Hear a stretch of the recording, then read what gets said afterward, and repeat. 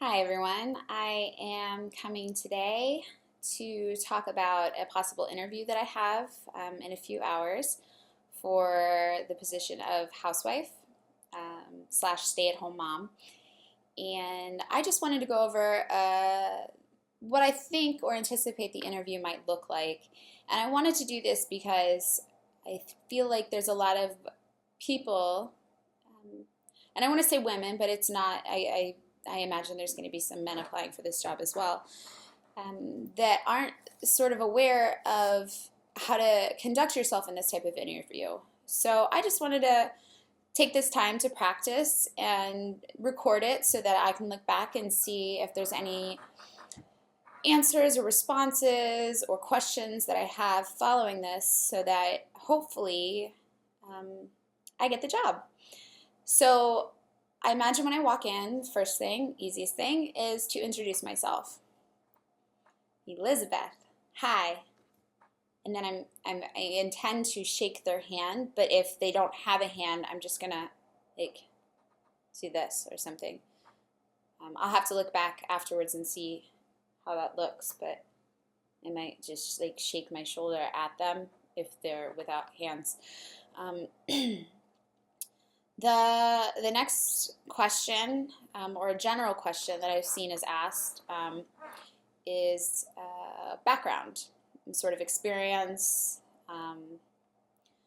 So I've been thinking about this question a lot. I don't have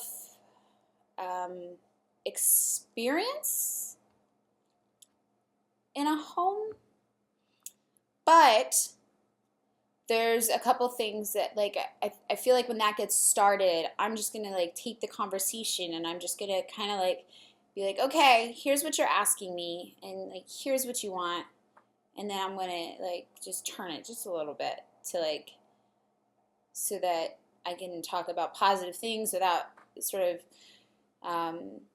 paying too much attention to the qualities that I don't possess or the experience that I'm lacking.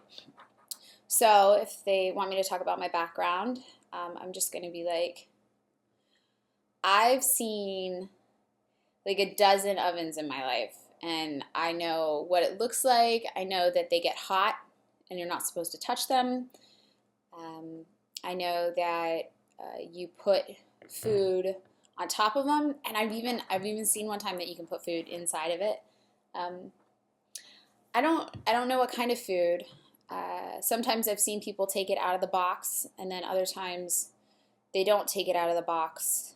I know that there's a little timer and a little plate that sort of swivels around, and like little lights that come on either side, and then it beeps, and then you push like a little button, and it like pops out. I tried using one, I would say a couple years ago, and when I put the food on top, I like pushed all the buttons, but then it didn't really cook the food. So I don't know if it was broken or it must have been broken. Um, I have a lot of experience with paper towels. I know that they now, I don't know, maybe back in like the 1900s when they were invented, if they had them, but I know that now they have these like perforated little parts where you can like tear right there, so you can get the perfect sort of size to wipe up a spill, or you can pull multiple. You don't just have to do one. I know that after you use the paper towel, you're supposed to put it in the trash, and they would obviously have to show me where their trash can is, but I could do that. Oh, okay, here's a good one. I can light scented candles, and I can blow them out. I can even do, like, say, we lit, like, say, 6 candles, all with the same smell, and then, like, an hour later, we were like, oh, this smells really nice in here.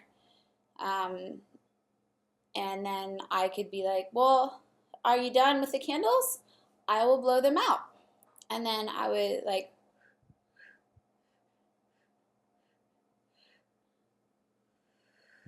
blow them out. And sometimes the wick continues to stay lit, and then like smoke comes off like up into the air, which isn't good. And so I just lick my fingers like this and put it out. But if you're worried about some sort of like workers' comp or anything like that, I could just like spit, because I'm really good aim with spitting. You just like that, and then I just spit onto the wick, and then it wouldn't be burning anymore. And then you don't have to worry about like, me burning my hands and having to go to the hospital or anything like that, because I want to keep working.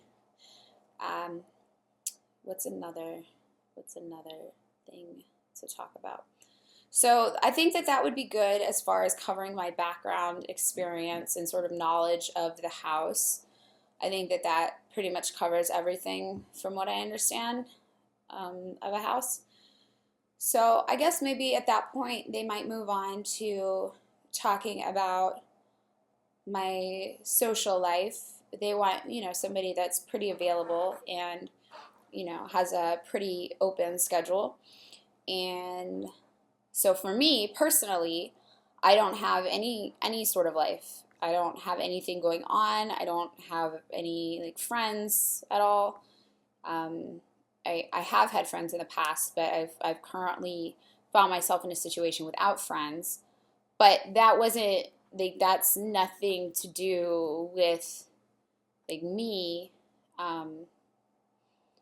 I think that they had other things going on, and gotta keep on keeping on, or something like that.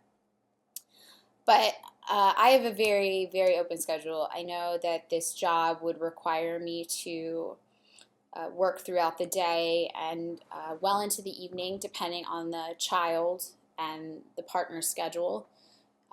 This is, of course, assuming if a partner, chooses me and wants to bring a child along with them for me to take care of.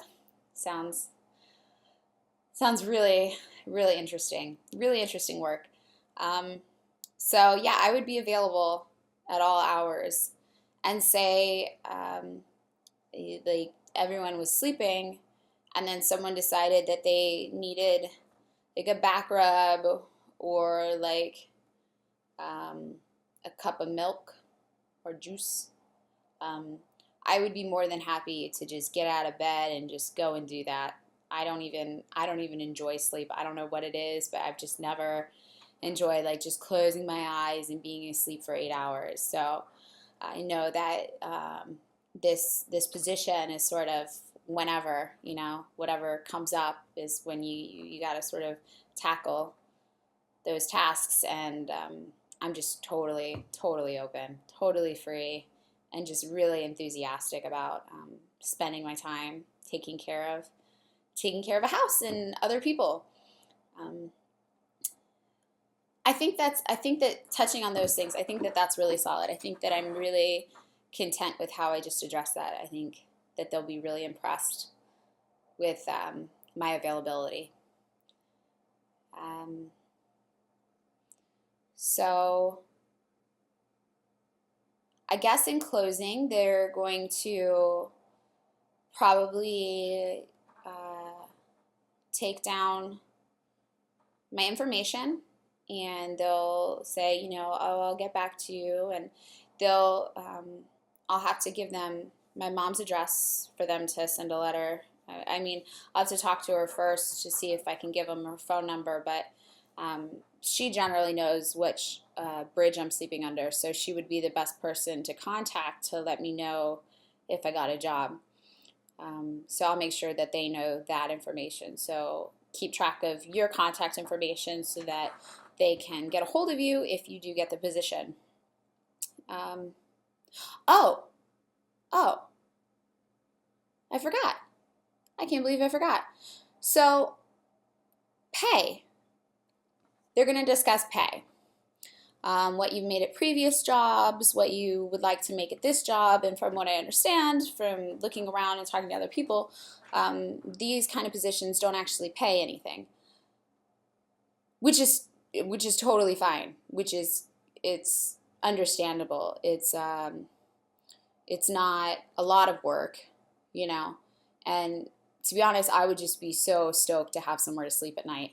So if that's the trade-off, if I, do all these things, if I just don't have to sleep under a bridge, that would be great. Um, it is warmer out though, so if they decide that they want me to come and I still need to sleep under the bridge, I guess that's okay. Um, in the winter though, maybe I'll put my foot down and I'll negotiate and I'll say, hey, I deserve a bed. But that's if I get the job, and I'm not going to mention that I'm going to do that in case they're, like open to it. I don't want to like freak them out and put any pressure on them, because a lot of people are going to be applying, and I just want to seem available and open and eager to start. So I guess that's it. I think that's a good start. I think that I'll look this over. Hopefully, you guys will review it as well, and maybe look at what you've prepared for hopefully a future interview for being a stay-at-home mom / housewife. Feel free to let me know if you have any questions, and thank you for your time. Have a great day, guys.